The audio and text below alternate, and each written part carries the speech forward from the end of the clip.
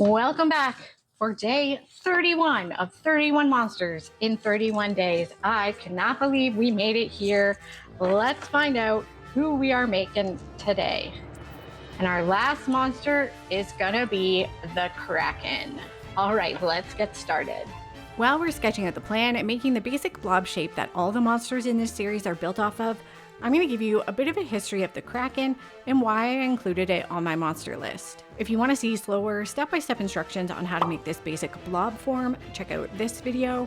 For details on how I do my paper mache, check out this video. Both are linked in the description.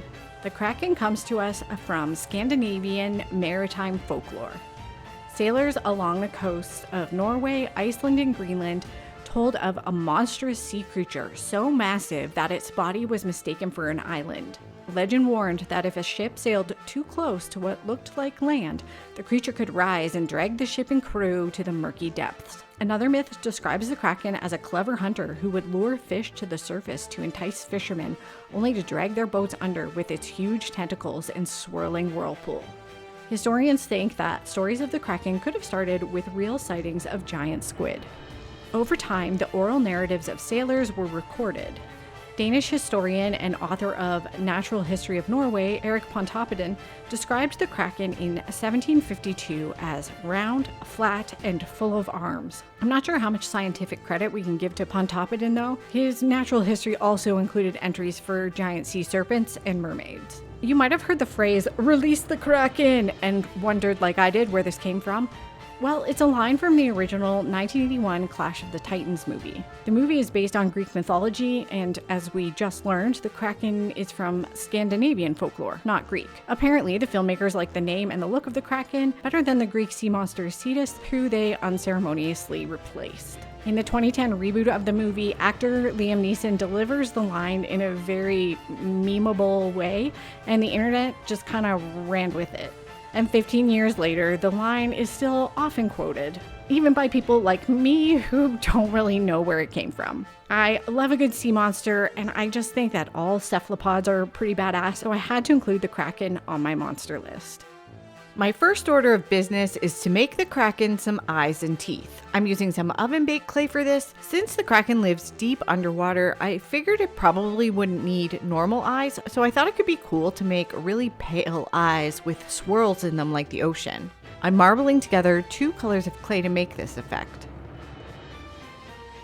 I'm using some mica powders to give the eyes a shimmering and spooky effect. I'll leave a link to the mica powders I have in the supply list in the description, but if you don't need a whole bunch, check out the dollar store eyeshadow or even crafting section. They might have something in there that will work for you for a fraction of the price. I'm sculpting some nice big teeth for our Kraken out of this oven-baked clay too. I'm going for a mouth really similar to the one we made for our creepy clown all the way back on day 7 of this series. I feel like that mouth definitely looks like it could go through a ship. While the teeth and eyes are curing in the oven, I'm painting the mouth area of our Kraken blob black. It's a lot easier to do this now than after I've got the teeth put in. I'm going to use this black paper to make him some eyelids and gums. I like using this colored paper for this because it saves me from having to try to paint in tight little spaces later. This paper is a bit thick and can be trickier to work with, so after ripping off the cut edges, I'm scrunching and unscrunching the paper a few times. This makes it a little softer and more flexible.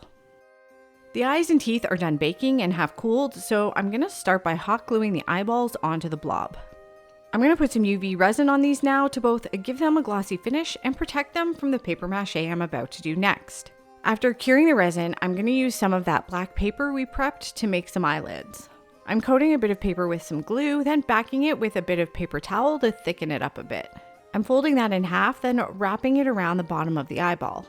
This can be a bit tricky to do with this black paper. The paper doesn't really like to bend this way without ripping, so I often don't use it for eyelids, but since these eyes are on the bigger size, I'm going to give it a go. I'm making the upper eyelids the same way, then I'm using small bits of paper to blend the edges into the sculpture.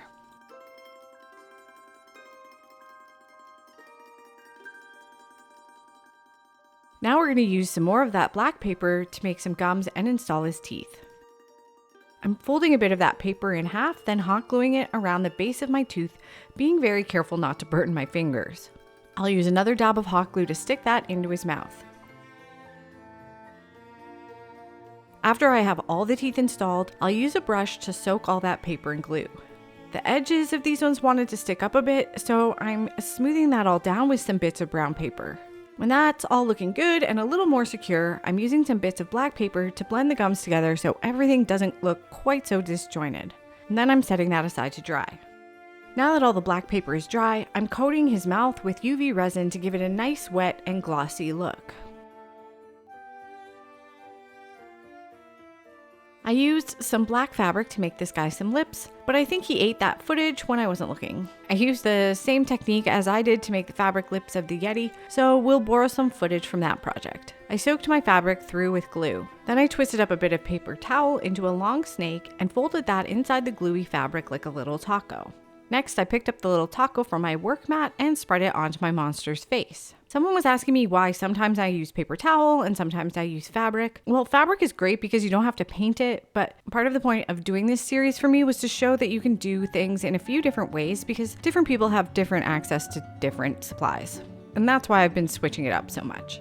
We'll set this aside to dry and make the Kraken some arms. So this is the first and last monster in this series to have limbs. As you know, these monsters have all been built off of the same simple blob shape, but just like Bigfoot had to have feet, I felt like a Kraken without arms would be a pretty boring sculpture. I'm going to use these foam hair rollers I got from Dollar Tree to make the Kraken limbs.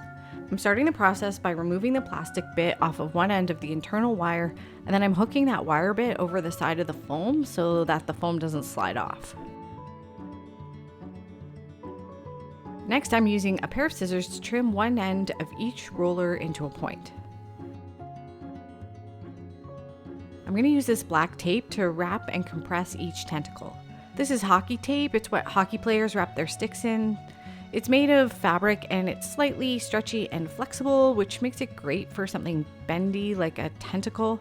And as a good Canadian, I usually have a couple rolls of this in my house, but if you don't, you can use masking tape too. So I'm wrapping the tape around the foam roller, trying to compress it into a nice tapered shape as I go.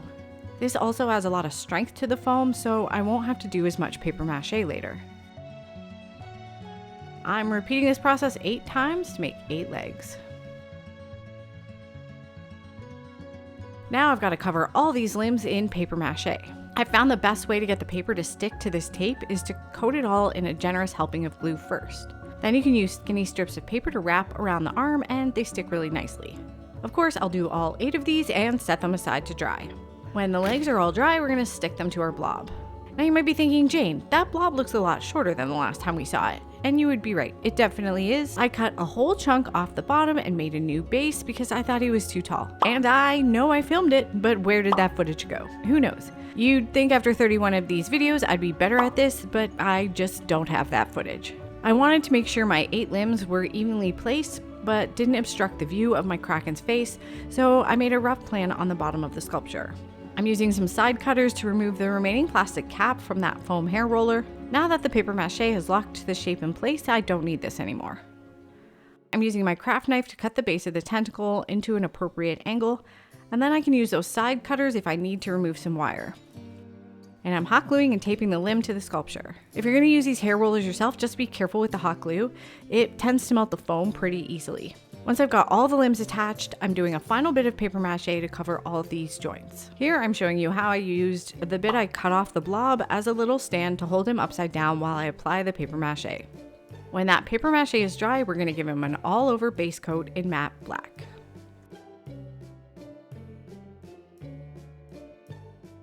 When I finished the coat of black, I thought he looked so good I didn't really want to do anything else on him, but I was thinking this being our last monster, I should give him an extra special finish.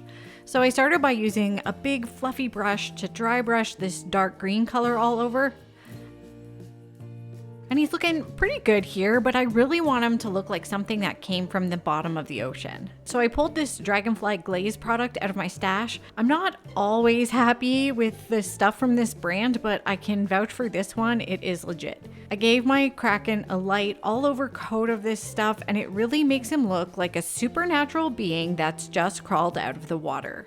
When that was dry, as always, I glued some black felt onto the bottom of the sculpture as a final finishing touch. And here's our finished Kraken and the final of my 31 monsters. Let me know what you think of this guy in the comments. I really like the paint finish I landed on, although anything shiny or shimmery is a bit trickier for me to film, so I'm not sure it comes across how cool he looks that well in this footage. Give this video a like if you think I did a good job on him.